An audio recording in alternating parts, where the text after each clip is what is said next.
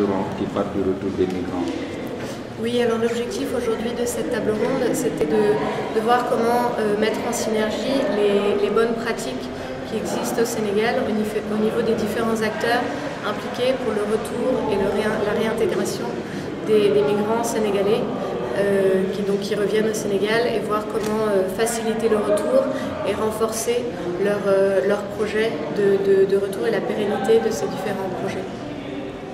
Je vous présente la problématique du retour des migrants. On dirait qu'il y a un problème dans ce sens.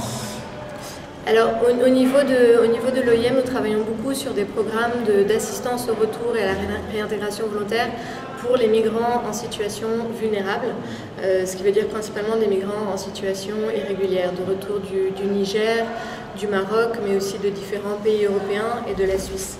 Le retour pour le migrant, il est en situation irrégulière, il est difficile parce qu'il y a une attente au niveau de la famille qui est très poussée. Ça fait parfois des années qu'il est en Europe. Revenir au Sénégal, il faut pouvoir montrer qu'on a réussi. Et donc ces programmes qui offrent un paquet, une somme définie pour mettre en place un projet de réintégration permet de soutenir ce retour et de revenir avec un projet bien défini, que ce soit la mise en place d'une activité d'élevage, une épicerie ou quelque chose comme ça.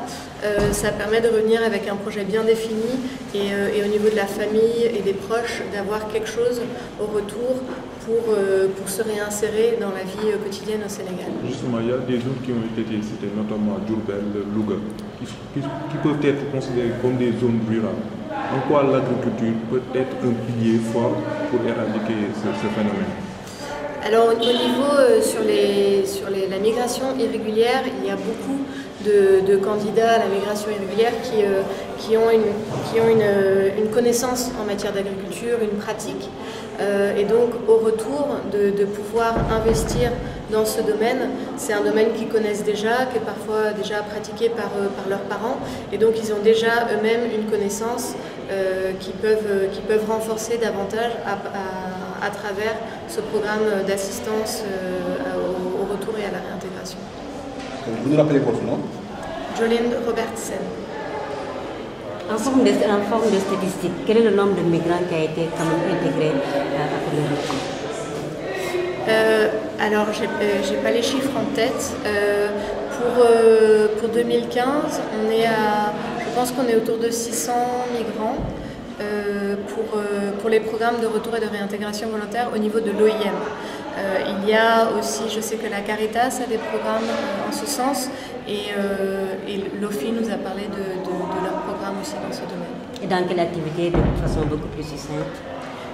C'est vraiment, les activités varient énormément, mais on a beaucoup de programmes d'élevage, d'agriculture et de mise en place de petites activités économiques, dont ça peut être des créations de vente de portables, technologie, informatique, ce genre de choses.